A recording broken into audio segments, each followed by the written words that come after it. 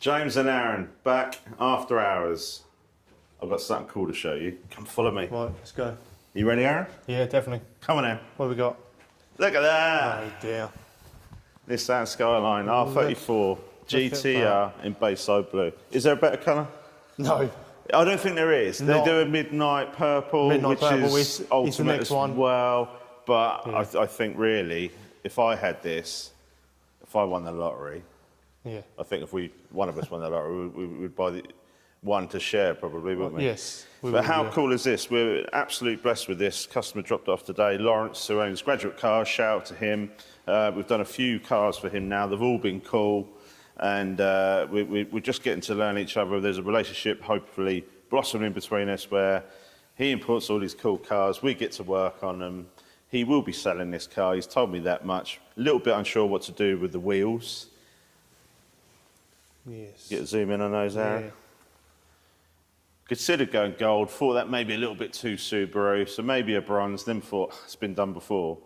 White, we do like white, but they're a bugger to keep clean and they're not to everyone's taste. All right. Show car stuff, not going to use it every day, perhaps, but this car, as they all do really, respectfully, they want to be used. And the last thing really you want to be doing is keep cleaning these wheels. So we think, and we'd be delighted to hear what other people have got to say on this.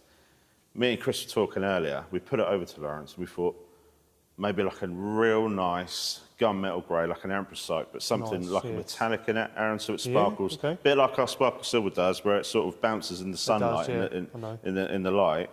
But in grey, in an anthracite. Yeah, nice. So a bit undecided on the finish, whether it be satin, matte, gloss.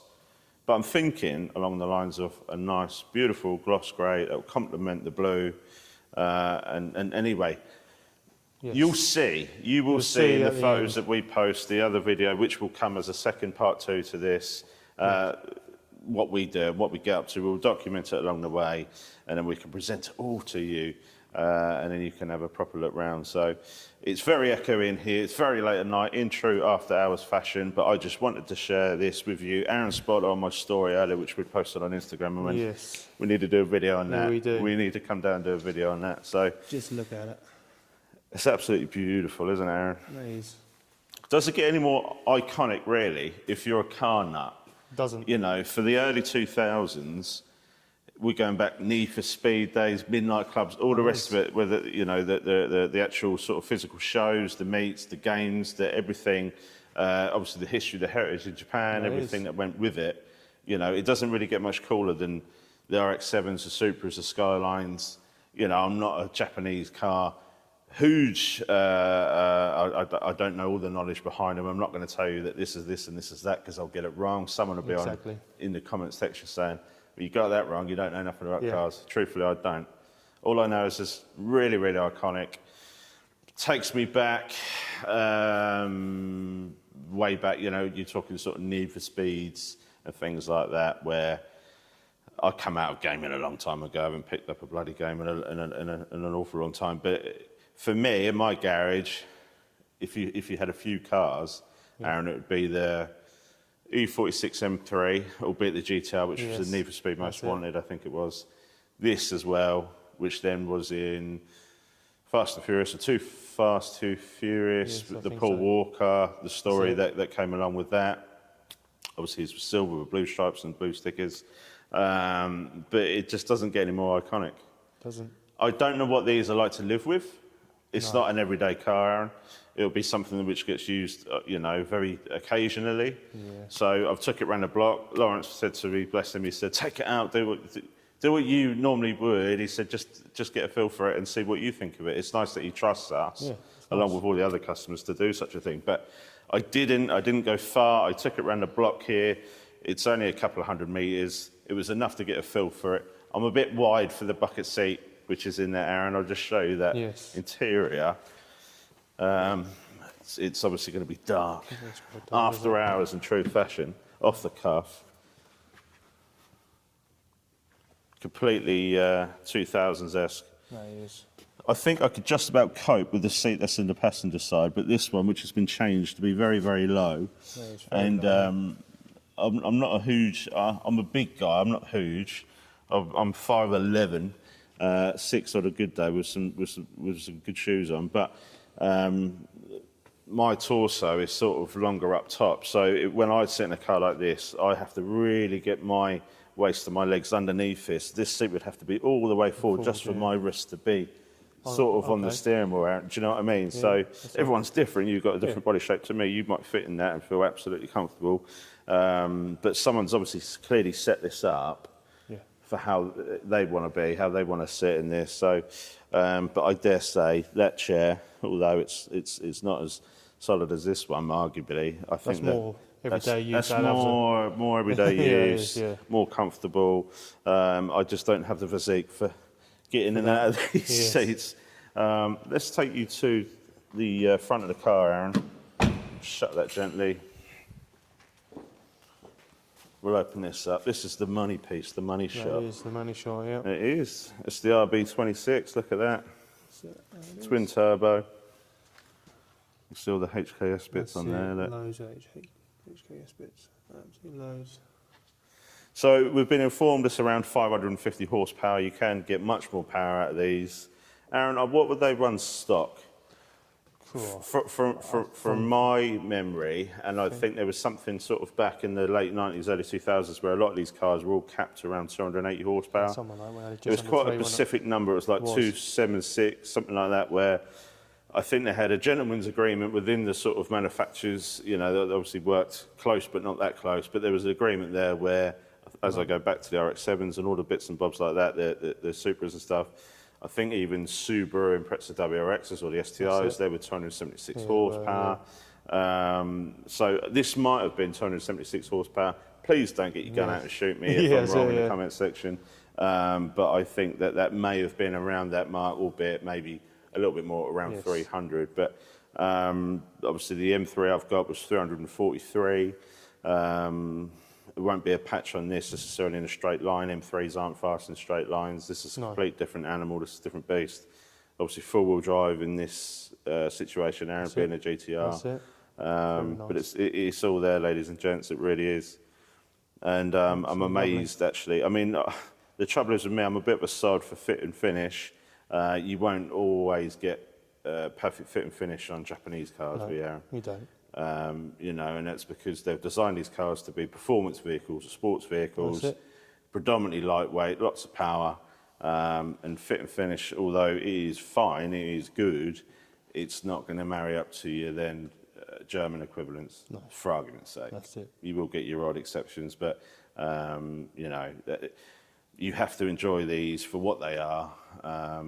You will get some out there which are absolutely gorgeous. They've been reworked. And Aaron, he was telling me off camera that there's a couple over, is it in Japan where they, obviously they rot a little bit around these areas. They strip down.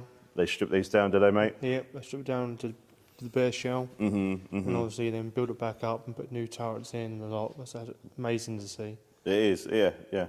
You have to fill me in and share that with me, Aaron. I mean, I've always been fond of these. I've never always been around them, and I don't think necessarily many people in this country have always been around these. It's a rare sight to see, isn't it? Very rare. Yeah. But you'll get to see them at shows in the summer, in the good weather, where they're on display. But, you know, credit to Lawrence and his team and all the hard work that they put in and what they get up to with these. I think it's phenomenal. Obviously, there's a risk to it as well, isn't there? There is a hell of a risk, yeah. If you are getting involved with cars like this, or whether you're important or whatever you're doing, and I think that's why people use him for that reason, you know, and good on him for doing it, you know, fair play to him. So we're going to shut that down. Yeah. Bless him. He turned up in this today. It wasn't planned. He picked up his lovely one owner Honda Civic Type R, the EP3 we done here, the Shadow Chrome. Come out really, really good. That was a gorgeous car, immaculate condition. Hopefully, he was telling me he's got someone lined up on it. Although it's sad to see it go, you know, it is the name of the game that, you know, they do move about and they will move on and live on. Yeah. So credit to him, what he's up to. But he left it, he turned up in this and went, I messaged you on Instagram earlier. I don't think you've seen the message. You haven't replied, but I was hopefully, you know, hoping that we could leave this here with you. And I just went, we'll make it happen. Yeah, definitely. You know. So we hustled on. We worked a bit longer this evening to get a few more cars out the way. We've got 3 or 4 cars outside, including the Alpha, Aaron. I don't know if you've seen that. Yeah, I saw the Alpha up in the that's gone up. So there will be a part 2 on the Alfa Romeo, what we're up to with the wheels. But this was not to be left, without a recording, without a video, Aaron. Definitely not. If I open this door, you can get in there and just check that out. Yeah, just to the other seat, can't you? Lawrence did say, he said, look, it's been in use of recent. I think it's been off to a body shop. There is dust on it and things like that. So, it's not, it's a work in progress, not a finished article. And especially with what we do with these wheels there. And I think it already looks $1 million, but I think by the time it leaves here, it's going to look $1 billion, So I'll let you just take 20 seconds or 30, whatever you need, Aaron. Just get some real good shots of that. It's a real rare occurrence for us to have something like this in. We get plenty of cool cars in, but this is something else. Yeah, it's one of the rarest, isn't it? It is. I think out of all the cars, we've been blessed with Ferraris, Lambos, Porsches, all the rest of it. But this is something which you don't see every day. When I see these, Aaron, it's normally because I'm on YouTube, up late, all evening having a look, and Yeah, that's cool. The size of the exhaust, Aaron. Oh yeah, that's pretty cool, isn't it? That is cool. That really is cool.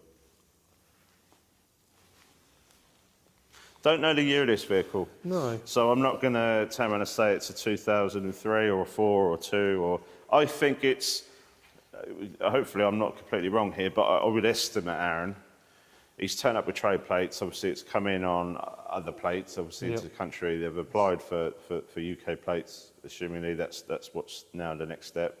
Yeah. After the wheels, that will all go and be pieced together. And I'd be really keen to see this and have it back. And once Lawrence has done all these bits and all these detailing things, but I would estimate that this would probably be around 22 years old-ish, 23 years old. So if we're in 2025 now, this is going to be an early 2000s car. So, which we've always said, Aaron, on the channel, that era of cars, that's the sweet spot. It is.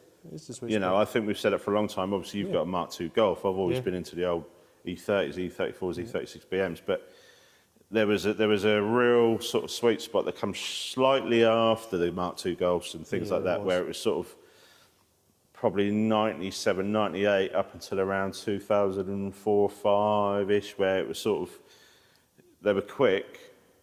They had just enough, creature comforts to make you feel comforted, but there wasn't. None of the driving aids were too intrusive at that point, were they? It wasn't. No. It was you and the car. Yeah, and as much as we love the new cars now, as well as the old cars from yesteryear, there was a sweet spot in the middle with these. I think where they just got it right. Whether it be like the EP3, the Civic that left you this morning, that's it. or the Alpha, which is on a 07 plate or whatever it is, that they were the last of them around that period where it was sort of, you had your CD changer or you had your electric windows and the aircon, but that was all we needed. We didn't need much more than that. And it was when these manufacturers went, oh, I know, I could do this. I could have soft closing doors. I could do this, I could do it, which is all cool, in certain circumstances, but not, it can be overkill, I think, as well. So this was a must share for us. Wasn't it? And I know you were super keen. You've been at home doing your own projects as well, Aaron. Yes, I have, yeah. We're still in works gear. It's a one-take video. We're not going to spend many, many hours, Aaron, bless him, editing this. This is just a cool thing, which you will revisit, Aaron, when the wheels are done. That'd be cool. It might be that we speak to a customer again tomorrow and he says, no, they were white, I want them white again, I just want them refreshed. But from the conversations, the chit-chat we had today, he was quite welcoming to us putting our own twist and stamp on the vehicle, deciding what we want to do with it. We've got the vision in that sense. We see a lot of cars come in and out, different colours, different cars, different models, different. And he said, look, you boys are the right people to do the job, and you've got the eye for it, for the detail, and you'll pick the colour I trust will work Yes. and bring it all together. So It's very cool. stay tuned for that. I think we'll leave it here, Aaron. Yeah, We'll do a I little think bit so. more dribbling off the camera. Yeah. And hopefully, you know, the viewers will get what we've hoped across anyway in our after hours video here. Please excuse the state of the workshop. It is a workshop. But we will be back in around 7:30 tomorrow morning, getting to work on this, Aaron. So you'll see lots of photos that probably end up on my story on Instagram. Yes, I'll definitely keep an eye on that. Wheels coming off, tyres coming off once the wheels are off, car being axle steered, you know, going through the phases of, you know, and they're on after. But we'll leave it there for now. We'll give them all a little bit of something just to I think so, simmer with, you know, just a bit of excitement there. And hopefully we'll have a part 2 video with you in just over a week's time. Yeah, all right? nice. Yeah, So cool. please comment, like, subscribe, all the stuff I keep asking you to do. It is proven to work. It is, It is, Aaron, It isn't is working, yes. We haven't got many subscribers. I keep ramming it down people's throats. Please subscribe. I never thought I'd say that in my life, Aaron. I know. It's not something that I've only got into the social media side of things over the last few years. Obviously, it does become a little bit addictive. If you sort of go, we've got 1,000 followers. What do we want next? Exactly, yeah. 2,000, 3,000. You know, we're blessed and it's the quality of people, not the quantity. I'm well aware of that. And thank you to everyone that is, you know, following us and sharing our stuff. So, and please, long may it continue. So, Yes, please, yes. with your love and support and your likes and subscribes, we will be able to show you more of this kind of thing. And I can't wait to do it. Bring it on.